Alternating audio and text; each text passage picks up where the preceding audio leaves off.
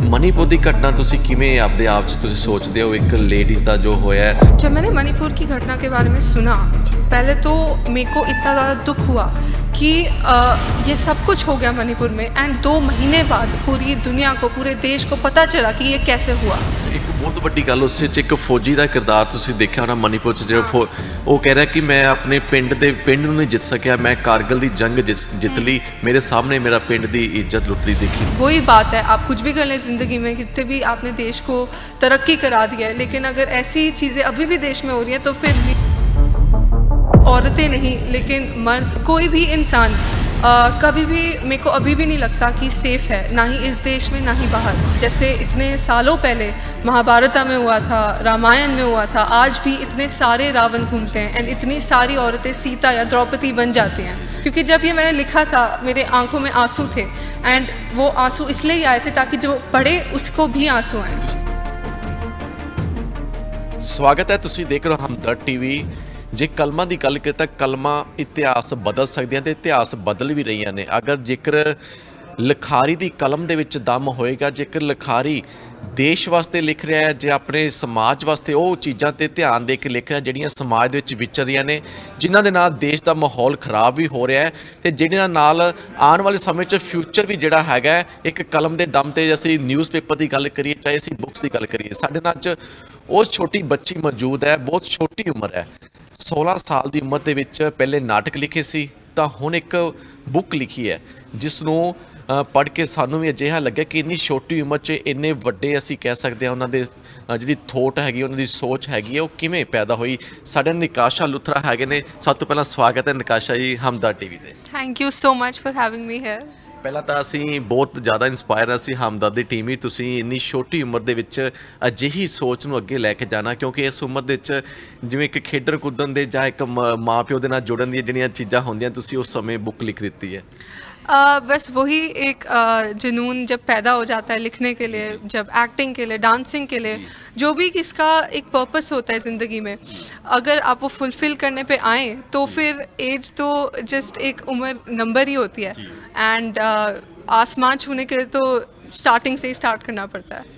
निकाशा जी ਤੁਹਾਨੂੰ इंस्पायर किन्ना तो होए, ਤੁਹਾਡੇ मदर ਤੁਹਾਡੇ फादर साहब भी हसी पिछले समय तुसी एक नाटक लिखे सी तो भी ਤੁਹਾਡੀ सपोर्ट हमेशा करते हैं, हमेशा माँ प्यो की सपोर्ट रहिंदी है? हाँ, बहुत ज़्यादा। बचपन से ही एक्चुअली जब मैं 7 साल की थी तो मेरी मम्मा ने मेरे को थिएटर और नाटकों के वर्ल्ड से बहुत ज़्यादा इन्वॉल्व कर दिया था, एंड तब से ही बस रंगमंच ही मेरा घर जैसा है। एंड मेरी माँ खुद एक बहुत रिनाउंड राइटर हैं, वो कविताएं लिखती हैं, वो कहानियाँ लिखती हैं, वो स्क्रीन प्लेस लिखती हैं, एंड हर रोज़ उनको ऐसी स्क्रिप्ट्स बनाते हुए देखते हुए एंड ऐसे किरदारों को रंगमंच पे लाते हुए मेरे को खुद अंदर से एक आवाज़ बोलती है कि तुम भी कुछ करो। एंड यस, मेरे डैड ने भी बहुत ज़्यादा सपोर्ट किया। जब भी मैं कोई कविता लिखती हूँ मैं जाती हूँ उनके पास, उनको रिसाइट करती हूँ, एंड फिर वो मेरे को बताते हैं कि इसमें क्या अच्छा है एंड क्या चेंज हो सकता है एंड क्या स्लाइटली कंट्रोवर्शियल या फिर कुछ भी हो सकता है, तो बहुत सपोर्ट है। यस निकाशा असीं गल करिए एक इंसान की अख होंदी है, तुहाडी बहुत छोटी उम्र हैगी, इस उम्र दे विच किसी इंसान नूं देखना, किसी समाज नूं देख के उसनूं बुक विच नोट करना, एक शब्दां नूं, क्योंकि वो शब्द जिहड़े होंदे ने, जिहड़े शब्दां तो ज्ञान भी लोगों ने लैना, तो शब्द किवें पैदा होंदे ने, चीज़ां नूं तुसीं किवें अपने आप च महसूस करते हो? एक्चुअली ऐसा कोई एक इंस्टेंस नहीं है जो मैं पॉइंट करके बता सकती हूँ कि अब मैंने सोचा कि अब मैं दुनिया के बारे में लिखूँगी। मैं हमेशा से ये मानती हूँ कि एक सच्चा कलाकार वो होता है जो ऐसे क्लीशे टॉपिक्स जैसे प्यार, मोहब्बत, इश्क के आगे भी सोचता है, जैसे समाज के बारे में सोचता है। जब ऐसे एक जब ज़िंदगी में आप एक पहाड़ पे खड़े होते हैं, जब आप आईने में देखें एंड खुद को देख के गिनाएं, तो फिर वो कैसी भावना होती है, वो उसे कैसे डील करते हैं। तो मेरी बचपन से यही एक इंस्पिरेशन रही है, जब भी मैं कोई नाटक करूं या फिर कोई प्ले देखूं या फिर मैं कोई मूवी देखने जाऊं, तो मैं उसे एक बड़े होराइजन से देखूं एंड उसकी छोटी छोटी बातें, जैसे कोई गाना आया, कोई कुछ आया, उस पर फोकस ना करूं, एंड किरदारों के इमोशंस पे फोकस करूं। एंड वो क्या सोच रहे होंगे इस वक्त पे। एंड हमेशा मैं अपने आप को किसी और के ज़िंदगी में उनके सिचुएशंस को कैसे वो डील करते हैं वो समझने की कोशिश करती हूँ। ਨਿਕਾਸ਼ਾ ਇਸ ਉਮਰ 'ਚ ਤੁਸੀਂ ਰੇਪ ਵਗੈਰਾ 'ਤੇ ਵੀ ਤੁਸੀਂ ਲਿਖਿਆ ਹੈ, ਤੁਸੀਂ ਸਮੁਦਾਇ ਬਾਰੇ ਵੀ ਲਿਖਿਆ, ਤੁਸੀਂ ਜੋ ਸਾਡੇ ਇੱਕ ਸਮਾਜ 'ਚ ਰੋਜ਼ਾਨਾ ਦੀ ਲੇਡੀਜ਼ ਦੇ ਨਾਲ ਜੋ ਹੁੰਦੇ ਨੇ ਵਿਵਹਾਰ ਹੁੰਦੇ ਨੇ ਉਹ ਵੀ ਤੁਸੀਂ ਨੋਟ ਕੀਤਾ ਹੈ। ਮਣੀਪੁਰ ਦੀ ਘਟਨਾ ਤੁਸੀਂ ਕਿਵੇਂ ਆਪਦੇ ਆਪ 'ਚ ਤੁਸੀਂ ਸੋਚਦੇ ਹੋ ਇੱਕ ਲੇਡੀਜ਼ ਦਾ ਜੋ ਹੋਇਆ ਹੈ, ਤਾਂ ਤੁਸੀਂ ਉਸ ਨੂੰ ਕਵਿਤਾ ਦੇ ਵਿੱਚ ਪੇਸ਼ ਕੀਤਾ ਹੈ? जब मैंने मणिपुर की घटना के बारे में सुना, पहले तो मेरे को इतना ज़्यादा दुख हुआ कि ये सब कुछ हो गया मणिपुर में, एंड 2 महीने बाद पूरी दुनिया को, पूरे देश को पता चला कि ये कैसे हुआ। एंड जब मैंने ये सब कुछ पढ़ा तो पढ़ते पढ़ते मेरी आंखों में बहुत सारे आंसू थे। एंड तब तक तो ये बुक कंपाइल हो चुकी थी, लेकिन जो मेरी नेक्स्ट कविता की बुक है उसमें मैंने एक बहुत लंबी पोम लिखी थी मणिपुर के इंसिडेंट के बारे में। एंड वही बात है कि इस बुक में स्पेशली सिर्फ औरतों के स्ट्रगल्स के बारे में बात नहीं की गई। ਇੱਕ ਬਹੁਤ ਵੱਡੀ ਗੱਲ ਉਸ 'ਚ ਇੱਕ ਫੌਜੀ ਦਾ ਕਿਰਦਾਰ ਤੁਸੀਂ ਦੇਖਿਆ ਹੋਣਾ ਮਣੀਪੁਰ 'ਚ, ਜਿਹੜਾ ਉਹ ਕਹਿ ਰਿਹਾ ਕਿ ਮੈਂ ਆਪਣੇ ਪਿੰਡ ਨੂੰ ਨਹੀਂ ਜਿੱਤ ਸਕਿਆ, ਮੈਂ ਕਾਰਗਿਲ ਦੀ ਜੰਗ ਜਿੱਤ ਲਈ, ਮੇਰੇ ਸਾਹਮਣੇ ਮੇਰਾ ਪਿੰਡ ਦੀ ਇੱਜ਼ਤ ਲੁੱਟਦੀ देखी ਤੁਸੀਂ चीज़? हाँ, मैंने भी वो सुना था। एंड वही बात है, आप कुछ भी कर लें ज़िंदगी में, कितने भी आपने देश को तरक्की करा दिया है, लेकिन अगर ऐसी चीज़ें अभी भी देश में हो रही हैं तो फिर भी एग्जैक्टली अगर हमारी सोच अभी टाइम के साथ बढ़ेगी नहीं तो फिर हम कैसे तरक्की करेंगे। तरक्की बिल्डिंग बनाना, चांद पे रॉकेट भेजना थोड़ी ना है, तरक्की दिमाग का एक खेल है सिर्फ। ਨਿਕਾਸ਼ਾ ਉਸ ਦੇ ਪਿੱਛੇ ਇੱਕ ਰੋਜ਼ਗਾਰ ਦੀ ਵੀ ਕਮੀ ਹੋਣੀ, ਤੁਸੀਂ ਉਹ ਵੀ ਚੀਜ਼ਾਂ ਦੇਖਦੇ ਹੋਗੇ ਕਿਉਂਕਿ ਤੁਸੀਂ ਤਾਂ ਇੱਕ ਸਮਾਜ ਨੂੰ ਸਮਝਦੇ ਹੋ ਕਿ ਜਨਰੇਸ਼ਨ ਅੱਜ ਦੀ ਜ਼ਿਆਦਾ ਬਾਹਰ ਜਾ ਰਹੀ ਹੈ, ਰੋਜ਼ਗਾਰ ਹੈ ਨਹੀਂ ਗਾ ਇੱਥੇ ज़्यादा। जनरेशन वही बात है कि जैसे मैं भी अभी 10th में हूँ, एंड बोर्ड होते हैं, प्री बोर्ड होते हैं, एंड इतना सब कुछ आपको वो जगल करना पड़ता है पढ़ाई एंड स्कूल के बीच में। तो फिर एक वही लास्ट में बात आ जाती है एक बैलेंस की, जो आप बहुत मुश्किल होता है बैलेंस करना का, कहने में बहुत आसान है, बट ये जनरेशन, पिछली जनरेशन, आने वाली जनरेशन, बस एक खेल बैलेंस का होता है जो हमें खेलना सीखना पड़ता है। ਤੁਸੀਂ ਜੋ ਕਿਤਾਬ 'ਚ ਲਿਖਿਆ, ਤੁਹਾਨੂੰ ਲੱਗਦਾ ਸਾਡੇ ਦੇਸ਼ ਵਿੱਚ ਔਰਤਾਂ ਅੱਜ ਸੇਫ ਹੈਗੀਆਂ ਨੇ? ਔਰਤਾਂ ਨਾਲ ਕਿੰਨੇ ਅਤਿਆਚਾਰ ਹੁੰਦੇ ਨੇ, ਤੁਸੀਂ ਇਹ ਚੀਜ਼ ਨੂੰ ਮਹਿਸੂਸ ਕੀਤਾ ਹੈ? मैंने ये महसूस भी किया है, एंड सिर्फ औरतें नहीं लेकिन मर्द, कोई भी इंसान कभी भी, मेरे को अभी भी नहीं लगता कि सेफ़ है, ना ही इस देश में ना ही बाहर। क्योंकि चाहे जितने भी हम पढ़ लिख के ऑफिसर, डॉक्टर, लॉयर बन जाएं, अगर हमारी सोच अभी भी उधर ही है, एंड कि हमने अगर हम एक इंसान को इंसान की तरह नहीं लेकिन एक ऑब्जेक्ट की तरह देखेंगे तो फिर कोई भी फ़ायदा नहीं है किसी भी जॉब का, किसी भी डिग्री का। एंड वही बात है कि मेरे हिसाब से तो अभी किसी भी वक्त कोई भी सेफ़ नहीं है, औरतें ही नहीं लेकिन मर्द भी। एंड मैंने अपनी बुक में भी यही मेंशन किया है कि एक पोम, एक कविता एक औरत के पॉइंट ऑफ व्यू से है, एंड एक कविता एक आदमी के पॉइंट ऑफ व्यू से है।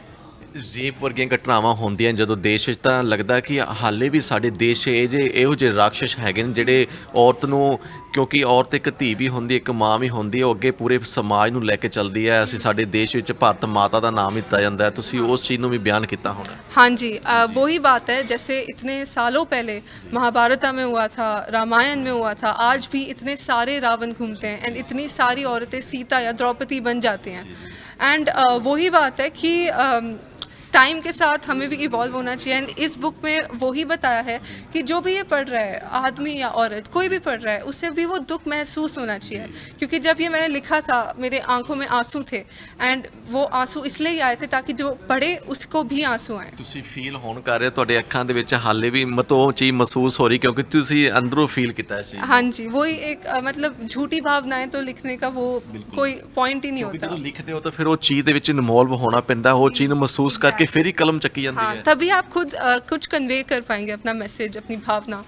या ਦੇਸ਼ 'ਚ ਸਮੁਦਾਇਆਂ ਦੀ ਗੱਲ ਕਰੀਏ, ਸਮੁਦਾਇ ਨੂੰ ਲੈ ਕੇ ਵੀ ਨੂੰਹ ਦੇ ਵਿੱਚ ਜਿੱਦਾਂ ਘਟਨਾਵਾਂ ਹੋਈਆਂ ਨੇ, ਤੁਸੀਂ ਸਮੁਦਾਇ ਦੀ ਗੱਲ ਕੀਤੀ ਹੈ, ਜਿਹੜੇ ਅਲੱਗ-ਅਲੱਗ ਜਾਤੀਵਾਦ ਅਸੀਂ ਕਹਿ ਸਕਦੇ ਹਾਂ, ਜਾਤਾਂ ਨੂੰ ਲੈ ਕੇ ਲੋਕ ਲੜ ਰਹੇ ਨੇ, ਤੁਸੀਂ ਉਹਨਾਂ ਬਾਰੇ ਵੀ ਬੁੱਕ ਵਿੱਚ ਤੁਸੀਂ ਨੋਟ ਕੀਤਾ ਵੀ ਕਿਉਂਕਿ ਜਦੋਂ ਅਸੀਂ ਜਨਮ ਲੈਂਦੇ ਹਾਂ ਉਸ ਸਮੇਂ ਕੋਈ ਵੀ ਧਰਮ ਨਹੀਂ ਹੁੰਦਾ, ਕੋਈ ਸਾਡਾ ਜਾਤ ਨਹੀਂ ਹੁੰਦੀ, ਅਸੀਂ ਜਨਮ ਸਾਨੂੰ ਪਰਮਾਤਮਾ ਜਾਂਦਾ, ਪਰ ਜਦੋਂ ਅਸੀਂ ਜਨਮ ਤੋਂ ਬਾਅਦ ਸਾਰਾ ਕੁਝ ਉਹੀ एग्जैक्टली, चाहे हम हिंदू हैं, मुसलमान या हम रशियन हो या यूक्रेनियन हो, हम सब इंसान हैं, हम सब भगवान के ही बनाए हुए एक पुतली से हैं। एंड हम आए थे इस दुनिया में अकेले एंड जाएंगे भी अकेले ही।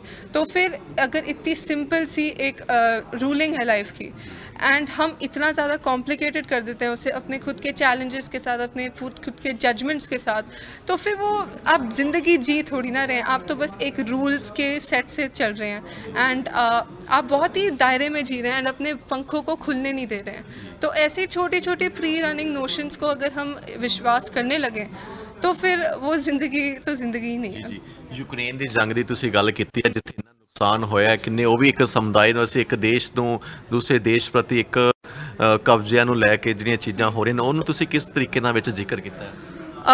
इस किताब की आखिरी poem is based on Ukrainian and Russian war. तो उसमें आप वो एक बार पढ़ेंगे आपको कोई एक पर्सपेक्टिव दिखेगा, आप दूसरी बार पढ़ेंगे आपको दूसरा पर्सपेक्टिव दिखेगा, आप तीसरी बार पढ़ेंगे तो आपको एक तीसरा पर्सपेक्टिव दिखेगा। उस पोम में बहुत सारे हिडन मैसेजेस हैं, इटैलिक्स हैं एंड उसमें क्या हो रहा है कि मैंने मेंशन किया है कि it is fictional poem, but मेरे फिक्शनल दिमाग में वोल्डेमार ज़ेलेंस्की ने वोल्डेमार पुतिन को एक लव लेटर लिखा है एंड उस लव लेटर में न्यूक्लियर बॉम्ब के हिंट्स लिखे हुए हैं एंड लेकिन वो पूरा टाइम प्यार मोहब्बत की बातें कर रहा होता है। लेकिन अगर आप उसे उसकी लेयर्स को डाइसेक्ट करके पढ़ें तभी आपको समझ आएगा कि उस कविता का रियल इमोशन क्या है। एंड उसमें काफ़ी लाइनें हैं जो ये भी जिक्र करती हैं कि जो कुछ भी हो रहा है यूक्रेन रशिया में वो सिटीजन्स को कैसे उनकी मानसिक संतुलन पे एक बहुत बड़ा इम्पैक्ट छोड़ रहा है। जैसे वहाँ इतने सारे बच्चे हैं, इतने सारे औरतें हैं, इतने सारे मर्द हैं जिन्हें माइग्रेट करना पड़ रहा है डिफरेंट कंट्रीज़ पे अपने घर को छोड़ के, अपने पूरी फैमिलीज़ को छोड़ के।